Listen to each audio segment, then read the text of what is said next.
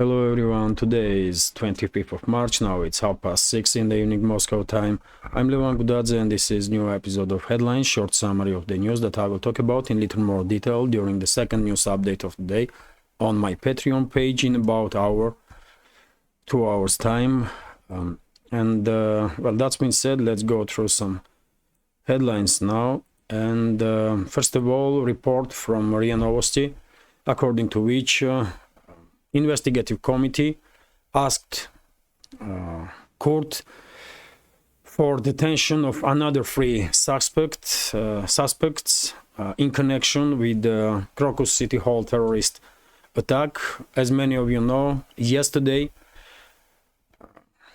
investigative committee asked court for detention of 4 suspects also, and all of them have been detained for months as a decision of a court. All those 4 suspects were directly involved in the shooting in the Crocus City Hall, although of course, as many of you know, Russian president and Russian security forces already made statement that 11 individuals have been detained, and of course in upcoming days investigative committee will ask court to detain all of them for additional time. RT is reporting that Medvedev commented today on Crocus City Hall attack, and one of his comments was to kill them all who were not just directly involved in killing of civilians, but also masterminds of these criminal acts, and everyone that had anything to do with this terrorist attack. Very strong statements from former president of Russian Federation and current deputy chairman of the Security Council. Of course, all the details, including about every single news, by the way, that I will talk in this short video, will be discussed in second news update of the day on my Patreon. TASS news agency is reporting that today, as a result of Russian missile strikes in direction of Kiev, 2 Ukrainian Patriot air defense systems were destroyed, targeted. This information was confirmed to TASS news agency by security forces of Russian Federation. And of course, many of you probably already know that during this strike, Russian armed forces conducted missile strikes not just in direction of Zhuliany airport in Kiev, international airport in Kiev, but also towards building of the secret services of Ukraine, which was demolished basically after strike. And even though Kiev regime is claiming that building was not used by secret services, in reality even Ukrainian media outlets shared information publicly at least in the first hours of the strike, that this building was used by secret services of Ukraine.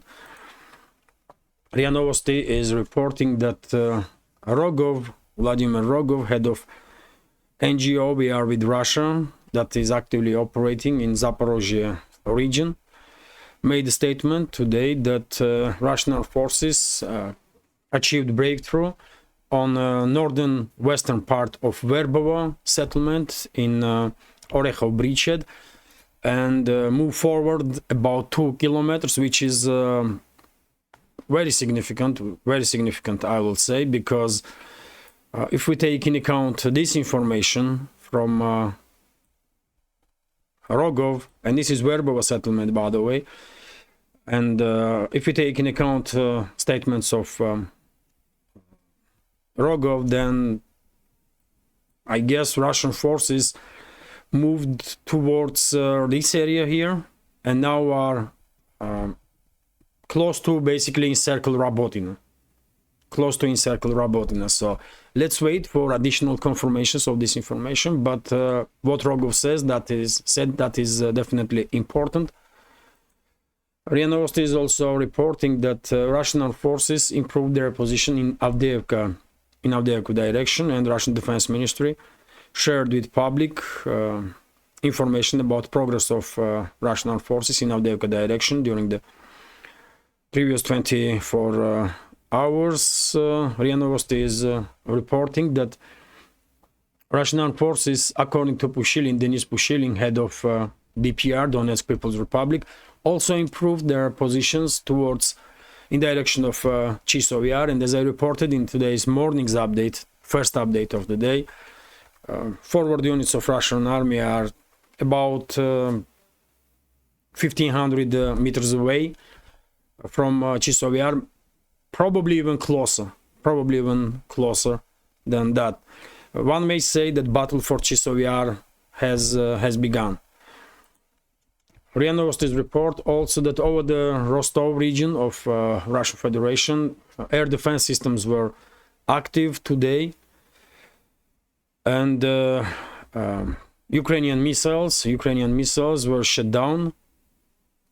This happened around 3:30 in the afternoon, and Russian air defense systems destroy Ukrainian S-200 missiles. Originally, these missiles are ground-to-air missiles, air defense systems missiles, but Kyiv regime is modernizing these missiles to be used as tactical missiles. And by the way, unfortunately, during the day we received information that one energo facility was targeted in Rostov region as a result of a drone strike. And I report about this in the morning's update, I believe. And after that, there was additional attempt of Kyiv regime to strike in Rostov region, but this time all area targets were destroyed by air defense systems. RIA Novosti is also reporting that just in previous 24 hours, Russian armed forces destroyed 103 Ukrainian drones. So as you can see, this drone war between the sides escalating on daily basis, and the numbers at this point are really big. Number of drones that are used by sites on daily basis. RT is reporting that Ukraine's power imports almost triple. This is due to recent Russian strikes on energo facilities of Kyiv regime. Also, RT is reporting that Kremlin comments on the calls for a death penalty after a terrorist attack on Crocus City Hall. Dmitry Peskov commented on this topic, and well, of course, during the second update on my Patreon, I will share all entire information. RT also reports that India and Russia take extra care over each other's interests, according to Foreign Minister of India, Subramaniam Jaishankar. And this is very important information because, as you know, I said many times before, and I will repeat it as much as needed, that in my personal opinion, for both countries, for India and Russia, maintenance of the strategic level of relationships is immensely important and supposed to be priority for both countries. And I believe leaders of India and Russia definitely are moving towards this direction in both countries. Also, RT's report that US Senate passes a budget bill averting government shutdown, and more than 70% of 1.2 trillion funding package will be spent on defense, by the way. That's how US ruling elites are operating. They are basically robbing US taxpayers. That's all it is. And of course, 70%, probably from these 70%, will eventually end up in pockets of US military-industrial complex and multinational corporations. Let's continue. And Pakistan to consider restoring trade with India, according to top diplomat, which is also great news, I will say. Improved relationships between Pakistan and India will benefit both countries, first of all, of course, and then entire region and the entire world. So great news, great announcement. RT is also reporting that the largest foreign holder of US debt is revealed, and it's Japan. So Japan's holdings of US Treasury have continued to grow, exceeding 1.1 trillion in January. So, well, quite impressive, one should say, or one may say. RT's report that Elon Musk, you know what, I will end this update with that news, and I will share now this information with you, that Elon Musk once again is richest man in the world, by the way. And unfortunately, I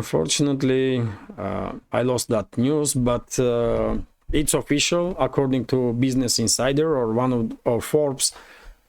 Elon Musk is once again head of Tesla, SpaceX, and many other companies.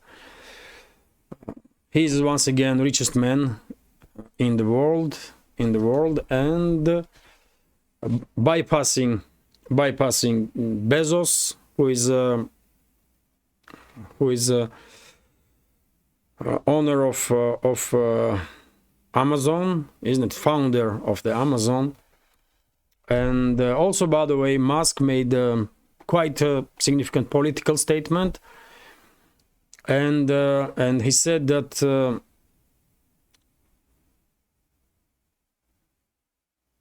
basically he announced his support for the Republican Party in the upcoming US presidential elections, which is big.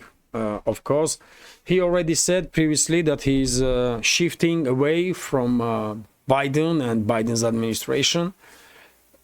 That means from the Democrats, and